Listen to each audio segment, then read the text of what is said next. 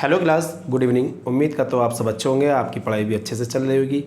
और जैसा कि लास्ट वीडियो में हमने पर्सनल प्रोनाउन के बारे में जाना था, उनके ऑर्डर के बारे में जाना था, उनकी पोजीशन के बारे में जाना था कि कौन सा प्रोनाउन पहले आता है, कौन सा बाद में आता है। तो मैं उसका पहले वाला रिवाइज़ करवा दूँ आपको। हमने जो पढ़ा था इससे पहले वाली वीडियो में वो 123, 231 और 123 पढ़ा था। मतलब 123 का मतलब क्या है, जहाँ हम निगेटिव बात करते हैं, ठीक है, कोई गिल्ट वाली बात करते हैं, रेस्पॉन्सिबिलिटी वाली बात करते हैं, या ऑल केस प्लूरल वाले हो, जैसे फर्स्ट पर्सन में से वी, सेकंड पर्सन में से यू, सेकंड तो अकेले ही होता है यू, और थर्ड पर्सन में से दे। अगर आता है तो हम 1 2 3 लगाते हैं, और नॉर्मल जनरल सेंस में बात चल रही हो तो हम 2 3 1 लगाते हैं, 231 लगाते हैं। ठीक, तो उससे थोड़ा सा आगे बढ़ के हम बढ़ते हैं रिफ्लेक्सिव प्रोनाउन और इम्फेटिक प्रोनाउन। ठीक, रिफ्लेक्सिव प्रोनाउन और इम्फेटिक प्रोनाउन। तो आज का जो हमारा गेम है तो reflexive pronoun versus emphatic pronoun. एक साइड रिफ्लेक्सिव प्रोनाउन है, एक साइड इम्फेटिक प्रोनाउन है। तो दोनों देख लेते हैं हम कि रिफ्लेक्सिव प्रोनाउन क्या काम करता है और इम्फेटिक प्रोनाउन क्या काम करता है।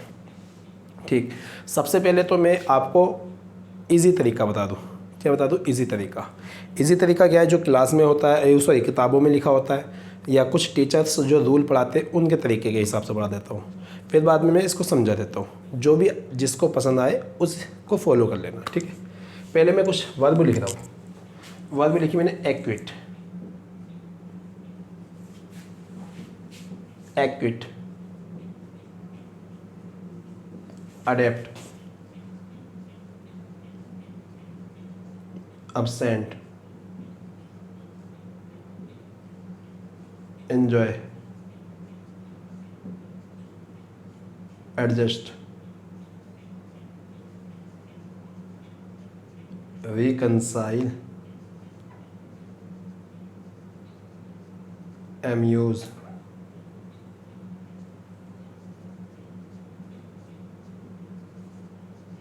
resign, avenge, और एक होता है exert। ठीक, एक्यूट, अडेप्ट, absent, री इंजॉय, एडजस्ट, रिकनसाइल, एम्यूज। देखो, एक्यूट का मतलब होता है प्रशंसा, मतलब प्रशंसा करना। क्या होता है? प्रशंसा करना। ठीक, अडेप्ट का मतलब होता है ढालना।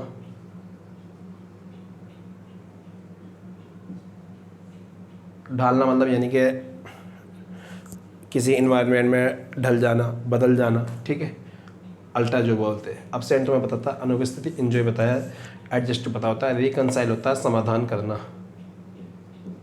क्या होता है? समाधान करना। एम्यूज, एम्यूज होता है मनोरंजन करना। एम्यूज होता है मनोरंजन करना, मनोरंजन करना। रिजाइन तुम्हें पता होता है त्याग करना, यानी त्याग देना, नौकरी जॉब को। एवेंज होता है बदला लेना, एवेंज होता है बदला लेना। और एग्जर्ट होता है काफ़ी मेहनत करना, ये मतलब ज़्यादा मेहनत करना।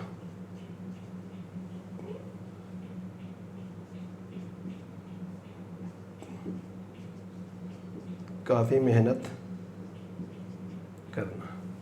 तो सर ये वर्ब क्यों लिखी आपने, क्या फ़ायदा होगा? तो किताबों में टीचर्स जो रूल पढ़ाते हैं वो कहते हैं कि इन वर्ब के साथ रिफ्लेक्सिव प्रोनाउन का यूज़ होगा अगर इनके बाद ऑब्जेक्ट नहीं दिया गया हो। तो मैं एक वर्ब पकड़ लेता हूँ, जैसे मान लो एंजॉय वर्ब पकड़ ली, तो मैंने बोला एक sentence, I enjoyed, I enjoyed the party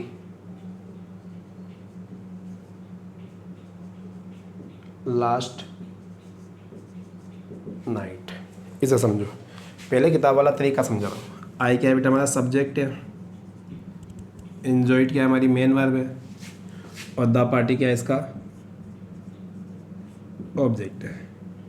तो आई ने एंजॉय करा पार्टी को, और लास्ट नाइट क्या है? एडवर्ब ऑफ टाइम होता है। क्या होता है बेटे? Adverb of time. ठीक, आई ने एंजॉय करा किसको? पार्टी को। तो यहाँ पर सब्जेक्ट दिया है और यहाँ पर ऑब्जेक्ट दिया है। जब तुम्हें लगे वर्ब का ऑब्जेक्ट दिया है तो रिफ्लेक्सिव प्रोनाउन नहीं लगाना है। यही दूसरा सेंटेंस लिखो, आई एंजॉयड इन द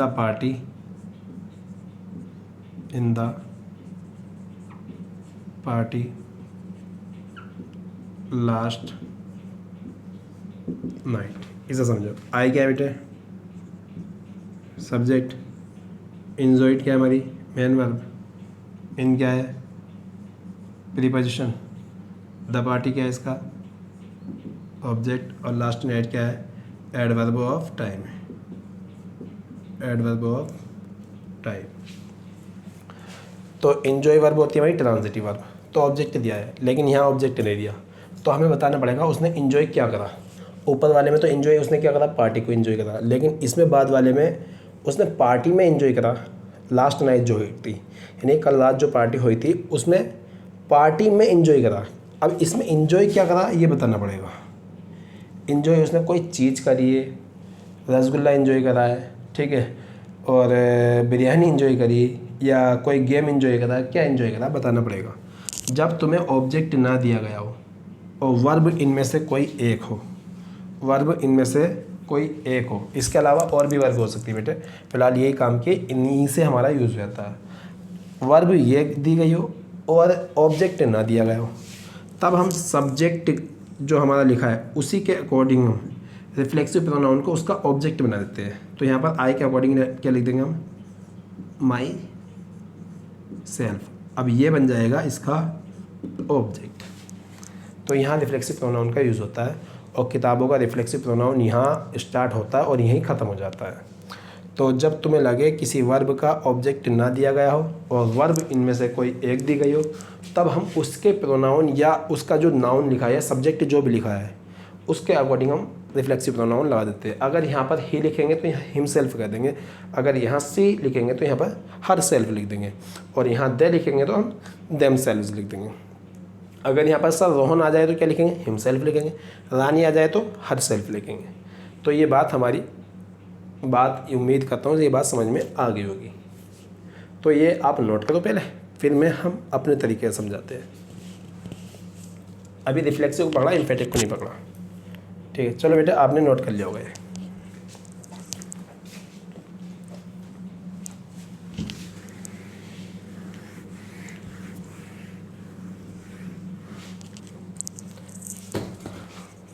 अब एक सेंटेंस लिख रहा हूँ मैंने एक सेंटेंस लिखा,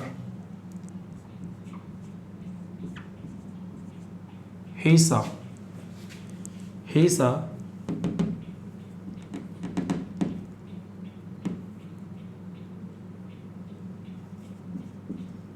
you in the mirror, दूसरा सेंटेंस लिखा मैंने, he saw him in the mirror। चलो अभी मैं हिम नहीं लिखा, ठीक है, ये सेंटेंस हमारा ही सा। तीसरा सेंटेंस लिखा मैंने, he saw him in the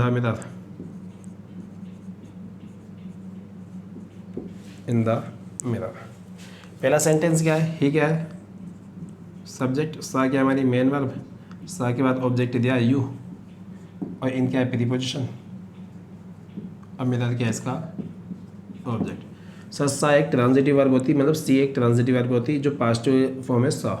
तो यहाँ ऑब्जेक्ट दिया है तो ये बिल्कुल सेंटेंस है, ये नो एरर है, कोई गलती नहीं है, और रिफ्लेक्सिव प्रोनाउन लगाने की नीड भी नहीं है। नेक्स्ट देखो, ही क्या है सब्जेक्ट,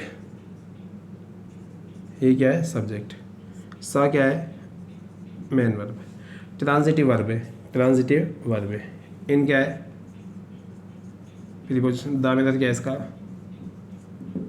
ऑब्जेक्ट। उसने देखा था मिरर में, तो भाई साहब कुछ तो देखा होगा, बताना पड़ेगा। जब तुम्हें ऑब्जेक्ट ना दिया गया हो इस वर्ब का ऑब्जेक्ट ना दिया गया हो, तो सब्जेक्ट के अकॉर्डिंग हम रिफ्लेक्सिव प्रोनाउन को ही ऑब्जेक्ट बना देंगे। तो यहाँ लिख देंगे हम हिमसेल्फ। उसने देखा था अपने आप को मिरर के अंदर। ये तो हमने किताबी वाली लैंग्वेज कर ली। आ जाओ यहाँ पर, ही क्या है? सब्जेक्ट। सा क्या है हमारी? Main verb. हिम क्या है? ऑब्जेक्ट। इन क्या है? प्रीपोजिशन। द मिरर क्या है इसका? ऑब्जेक्ट। सेंटेंस आ गया है, तो अब इसे नो एरर लगाओगे या क्या करोगे? बच्चा तो नो एरर लगाएगा सर। सब्जेक्ट दिया है, वर्ब दी गई है, ऑब्जेक्ट दिया गया ना भैया, ये है गलत। जब तुम्हें लगे, सुनो गलत क्यों है, अब ये अपना तरीका, जब तुम्हें लगे सब्जेक्ट बी वही है जो ऑब्जेक्टिव केस में है, ही से ही हिम बनता है और हिम का सब्जेक्टिव केस ही होता है। जब ऑब्जेक्ट सब्जेक्टिव केस और ऑब्जेक्टिव केस एक ही प्रोनाउन के लिखे हो, जब सब्जेक्टिव केस और ऑब्जेक्टिव केस एक ही प्रोनाउन के लिखे हैं, तब हम उस ऑब्जेक्टिव केस की जगह जो ना रिफ्लेक्सिव प्रोनाउन लिखते हैं। क्या लिखते हैं? Reflexive pronoun. तो यहाँ लिखेंगे हम हिम सेल्फ। अच्छा, क्या सा वर्ब इनमें से आई थी क्या? नहीं आई थी सर।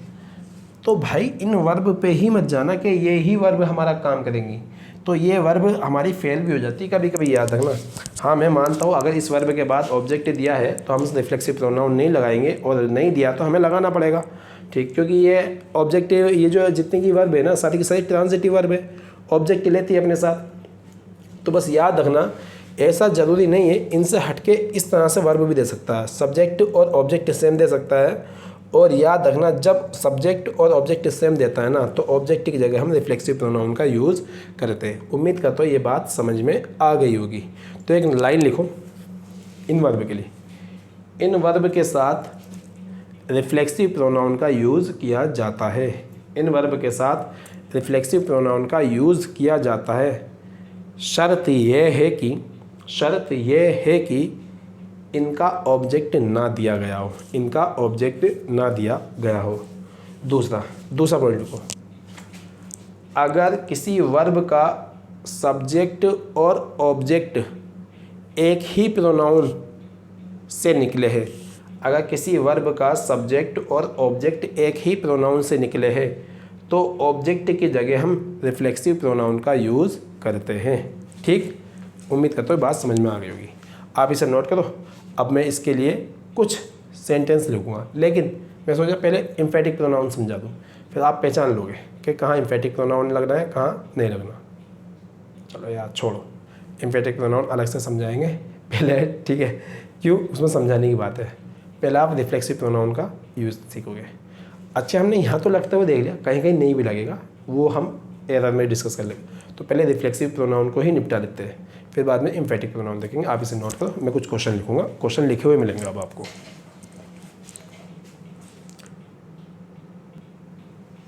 आ जाओ भाई, कुछ क्वेश्चन है जो पहले आप करो फिर मैं करता हूँ, ठीक है। तो मैं आपके सामने आ गया हूँ, तो आप इन्हें सॉल्व करो फिर मैं करता हूँ।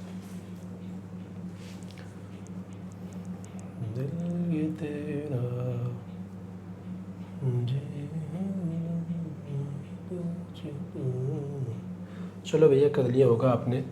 आ जाओ बेटे। सॉरी, पहला क्वेश्चन है हमारा, last summer I went to Shimla and enjoyed very much. तो बहुत इजी है, एन्जॉय वर्ब को आपने देख लिया होगा। एन्जॉय वर्ब क्या हमारी ये, वेरी मच तो कोई ऑब्जेक्ट नहीं बनता, तो यहाँ पर हम क्या करेंगे, अब मैं ऊपर वाला मिटा देता हूँ थोड़ा, देखो ठीक है ये। तो यहाँ पर हम क्या करेंगे, एन्जॉय वर्ब के बाद एक ऑब्जेक्टिव केस देंगे, लेकिन किसके अकॉर्डिंग देंगे, वो आई के अकॉर्डिंग देंगे। तो यहाँ पर लिख देंगे माई सेल्फ।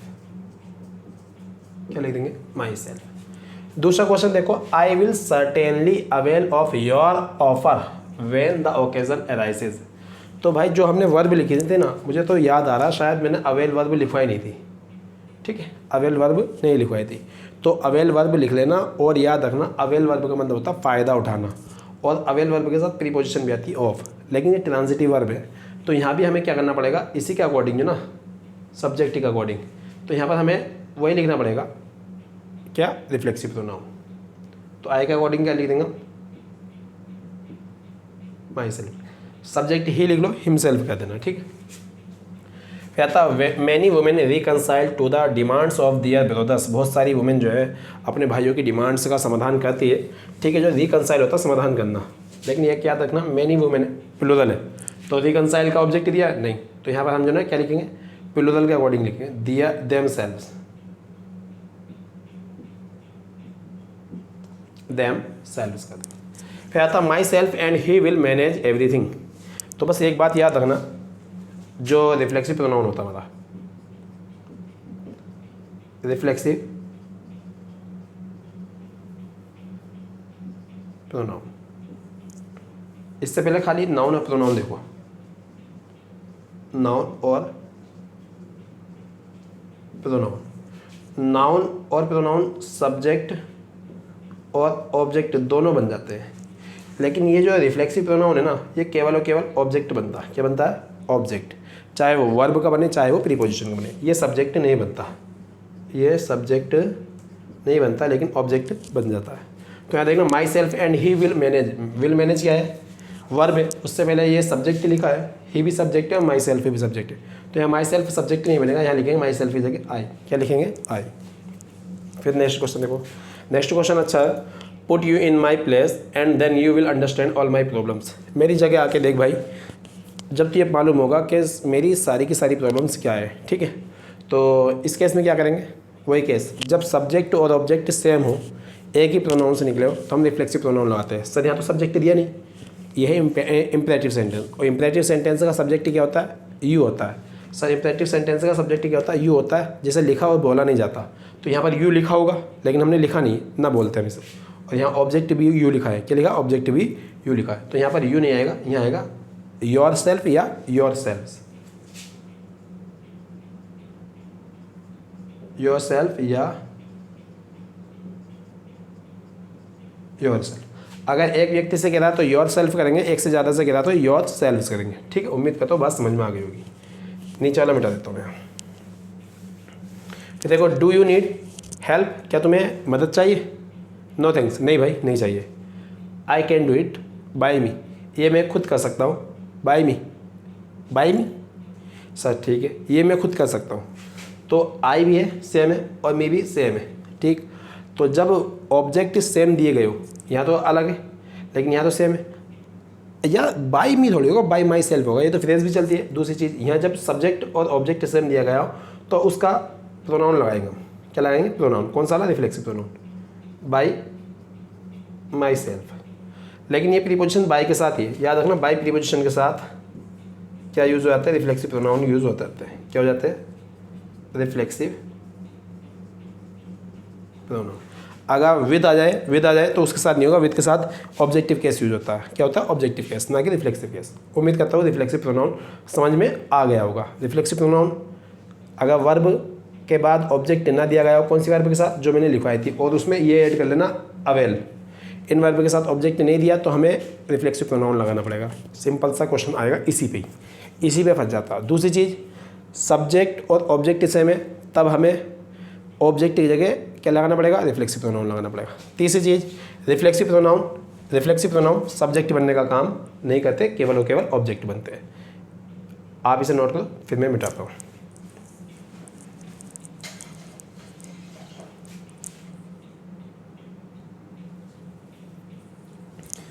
आ जाओ भाई, एम्फेटिक प्रोनाउन।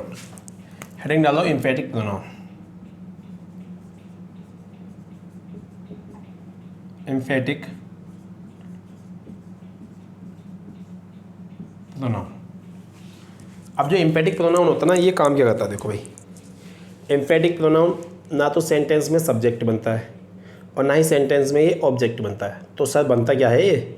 सर ये कुछ नहीं बनता, ना तो सब्जेक्ट और ना ही ऑब्जेक्ट। ये केवल और केवल सब्जेक्ट पर या ऑब्जेक्ट पर स्ट्रेस करने का काम करता है, जोर डालने का काम करता है। जैसे मैंने देखा था भाई तुमको सिगरेट पीते हुए, ठीक है, ये सेंटेंस है। मैंने देखा था तुमको भाई सिगरेट पीते हुए। फिर देखो, मैंने खुद ने देखा था, जो खुद ने देखा था ना, ये एम्फेटिक प्रोनाउन है। मैंने खुद ने देखा था तुमको सिगरेट पीते हुए। झूठ मत बोलो, जो ये स्ट्रेस करता है ना, मैंने खुद ने देखा था तुमको सिगरेट पीते हुए, ये तो ये लगेगा हमारा वर्ब से पहले। जब मैंने बोला मैंने खुद ने देखा था तुमको सिगरेट पीते हुए, तो ये लगेगा हमारा वर्ब से पहले। अब देखो दूसरा, वर्ब ऑब्जेक्ट के बाद कब लगेगा? मैंने देखा था तुमको खुद सिगरेट पीते हुए। मैंने देखा था तुमको खुद सिगरेट पीते हुए, तो ये लगेगा हमारे ऑब्जेक्ट के पास। तो याद रखना रिफ्लेक्सिव प्रोनाउन की पोजीशन जान लो पहले।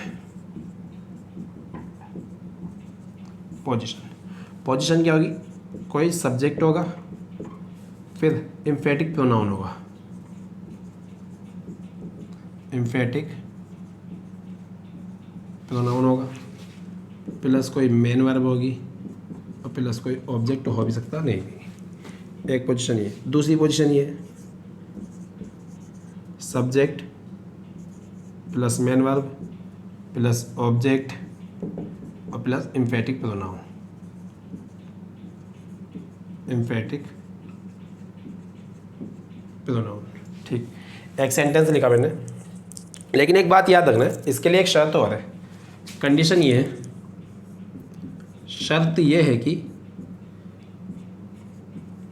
सब्जेक्ट और ऑब्जेक्ट सेम ना हो, सब्जेक्ट और ऑब्जेक्ट सेम ना हो तभी रिफ्लेक्स यानी एम्फेटिक प्रोनाउन लगता है। सब्जेक्ट भी अलग हो और ऑब्जेक्ट भी अलग हो, अगर सेम हो गया तो रिफ्लेक्सिव प्रोनाउन लगेगा। स्पेलिंग सेम है रिफ्लेक्सिव प्रोनाउन और एम्फेटिक प्रोनाउन की, myself, yourself, ourself, इस तरह से। तो सब्जेक्ट और ऑब्जेक्ट सेम ना हो, सेम नहीं हो। ठीक, एक सेंटेंस लिखा जिसमें मैंने लिखा आई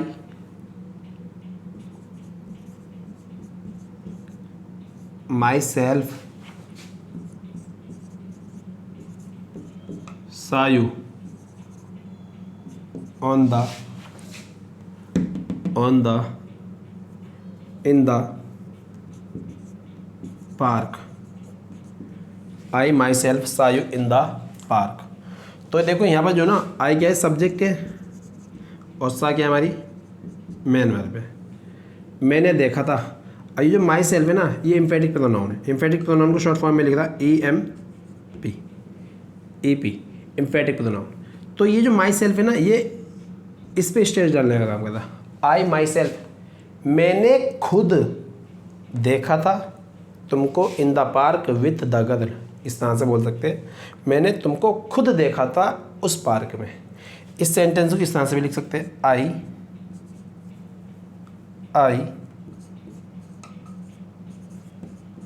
saw you myself in the park. तो मैंने देखा था तुमको खुद पार्क में। तो ये क्या है बेटे एम्फेटिक प्रोनाउन। तो रिफ्लेक्सिव प्रोनाउन क्या काम करता है, सब्जेक्ट नहीं बनता ऑब्जेक्ट बन जाता है, प्रीपोजिशन का भी या वर्ब का भी। लेकिन ये ना तो ऑब्जेक्ट बनता ना ही सब्जेक्ट बनता, ये काम करता है सेंटेंस के सब्जेक्ट या ऑब्जेक्ट पे जोर डालने का।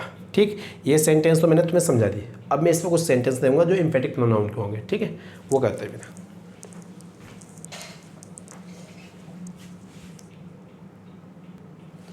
अच्छा भाई, ये कुछ क्वेश्चन है जो अच्छे लेवल के क्वेश्चन है और एग्ज़ाम में आए भी है।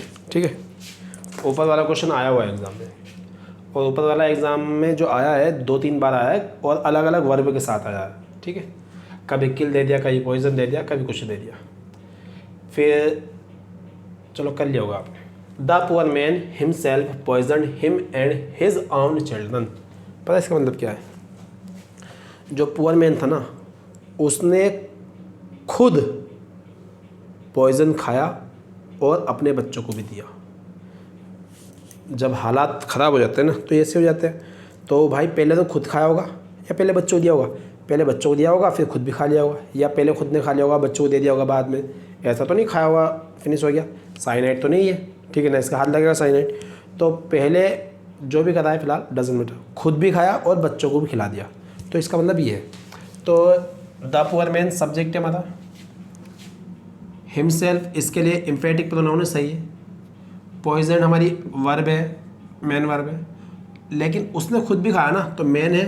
तो मेन के यहाँ मेन के अकॉर्डिंग हिम लगा रखा है। तो भैया उसने किसी और को थोड़ी खिलाया, हिम कोई और थोड़ी है जो वो खिलाएगा। पुअर मैन ने खुद ने पॉइजन मतलब जहर खाया होगा, हिम कोई और नहीं होगा, अपना आप खाया होगा तभी हिमसेल्फ लगा है। पुअर मैन ने खुद ने जहर खाया और अपने बच्चों को भी दिया। तो भाई साहब यहाँ पर हिम नहीं आएगा, यहाँ आएगा हमारा हिमसेल्फ। ये तो रिफ्लेक्सिव प्रोनाउन की गलती थी, लेकिन एम्फेटिक प्रोनाउन लगा हुआ है। तो बच्चा दो तरीके से सेंटेंस आता, नो एरर भी आया, हिमसेल्फ यहाँ दे दिया, हिमसेल्फ यहाँ दे दिया, और लेडी दे दी तो हरसेल्फ दे दिया। तो बच्चे ने एक हिमसेल्फ उड़ा दिया, दो के सारे भाई गलत है इस तरह से, तो गलत नहीं होते। ये एम्फेटिक प्रोनाउन है, ये हमारा रिफ्लेक्सिव प्रोनाउन है। नेक्स्ट क्वेश्चन देखो, I paid my self all the due rent when you came back from Manali. मैंने तुमको अपने आप पेड किया था, मैंने पेड किया था अपने आप को नहीं, मैंने खुद पेड किया था, मैंने खुद बिल दिया था, मैंने खुद सारे का सारा पैसा दिया था। ये सेंटेंस सही है, मैंने खुद तुमको सारा पैसा दिया था बकाया, या ये वाला सही है, मैंने अपने आप को पेड करा था। अरे भाई पागल थोड़ी, अपने आप को कोई पेड करता है क्या, ना भैया। तो यहाँ से ये रिफ्लेक्सिव सॉरी एम्फेटिक प्रोनाउन उठाओ, या तो यहाँ लिख लो या लिख लो यहाँ पर रेंट के बाद में, या तो आप माई सेल्फ यहाँ लिख सकते हैं,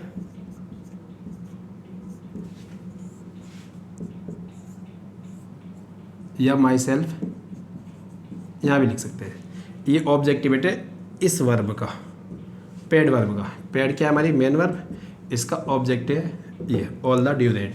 जब ऑब्जेक्ट दिया है तो रिफ्लेक्सिव प्रोनाउन नहीं लगता, इसलिए यहाँ पर ये गलती थी। तो हमारे जो गलती है माई सेल्फ है वो यहाँ आएगी, या तो यहाँ लगा लो या वहाँ लगा लो, लेकिन जो गलती लिखी है वो पहले पार्ट में लिखी, पहले पार्ट में एरर लगाएंगे। फिर नेक्स्ट क्वेश्चन देखो, Muskan prepared himself all the dishes for you.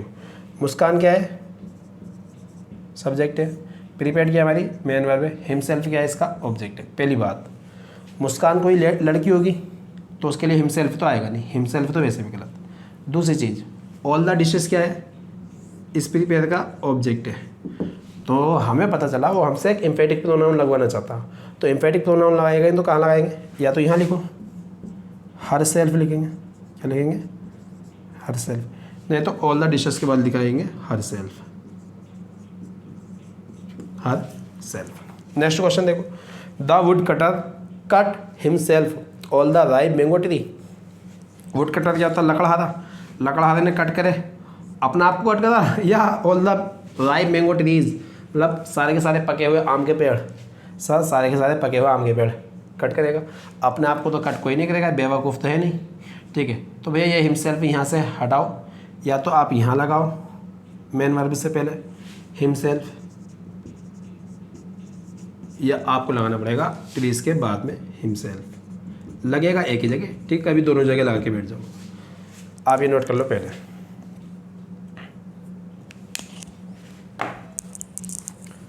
उम्मीद करता हूँ क्लास समझ में आई होगी। तो रिफ्लेक्सिव प्रोनाउन क्या होता है, एम्फेटिक प्रोनाउन क्या होता है। अगर आपकी कोई एरर आ जाती है कहीं से भी रिफ्लेक्सिव प्रोनाउन पे, एम्फेटिक प्रोनाउन पे, अब गलत नहीं होगी। जो बच्चे की एक बार की समझ में नहीं आ रहे तो वो कमेंट कर दिया करो, तो कोई पॉइंट है तो मुझे मैसेज भी कर सकते हैं डायरेक्ट, ठीक है, 7500230024 पर कॉल भी कर सकते हैं। और रहा बच्चा मसला, जो भी हमने पढ़ा इसे एक बार समझा करो पहले, दूसरी बार में इसे लिखा करो। पहले समझ लो, एक बार कान में एयरफोन लगा के बढ़िया करके सुन लो, ठीक है, कैसे कैसे कहते हैं। दूसरी बार में इसे नोट करो, क्योंकि मुझे पता ऑनलाइन अगर स्टडी को ऑफलाइन में पढ़ना है, यानी ऑनलाइन स्टडी को ऑफलाइन के तरीके से पढ़ना है, तो भाई पहले इसे समझ लो एक बार में, दूसरी बार में इसे नोट कर लो। आपको के साथ टाइम नहीं है तो भाई टाइम देना पड़ेगा, हर चीज़ को टाइम देना पड़ता है, ठीक है। बस इतना करना, जितना मैंने पढ़ाया इसे बार बार रिवाइज़ करते रहना। अगर आप जितनी बार रिवाइज़ करोगे उतने मार्क्स आपके इंक्रीज़ होंगे। अगर आपने कोई नोट्स एक बार रिवाइज़ करें किसी भी सब्जेक्ट के, तो आपके 1 से 2 नंबर इंक्रीज़ होंगे। अगर आप सोच रहे हैं कि एक बार पढ़ने से मेरा 10-15 नंबर इंक्रीज़ होंगे, तो नहीं, गलती करते हैं आप, तो 10-15 नंबर इंक्रीज़ नहीं होंगे, ठीक है। अगर कोई सब कुछ पढ़ा हुआ भी है ना, तो वो अगर रिवाइज़ करेगा तो उसे बहुत सारे पॉइंट क्लियर होंगे। और तुम कहीं भी पढ़ लेना बेटे, एक बात याद रखना, कहीं भी पढ़ लेना, ठीक है। अगर इतना मटेरियल कोई दे देगा तो बताना मुझे कि सर फ्री में कोई इतना मटेरियल दे रहा है, तो मैं वहाँ से पढ़ लेगा। जहाँ तुम्हें समझ में आए, दूसरी बात, जहाँ तुम्हें समझ में आए वहाँ पढ़ो। मेरी वीडियो अगर समझ में आ रही है तो पढ़ो, नहीं समझ में आ रही, जहाँ तुम्हारी समझ में आए वहाँ पढ़ो, ठीक है। एक बात याद रखना, ज़िंदगी में कभी भी टाइम वेस्ट मत करना। नहीं तो कुछ बच्चे ऐसे होते हैं, समझ में नहीं आ रहा, टाइम वेस्ट करते रहते हैं। कुछ बच्चे नाम से आते हैं, अरे भाई फला टीचर ऐसा, फला टीचर ऐसा। भाई टीचर सब मेहनत करते हैं, पहले ये तो देख ले तेरी समझ में आ रहा है या नहीं आ रहा। अगर आ रहा है तो सही है, नहीं आ रहा तो उसे छोड़, दूसरे को पकड़, ठीक है। मिलते हैं नेक्स्ट क्लास में। Thanks for watching this video.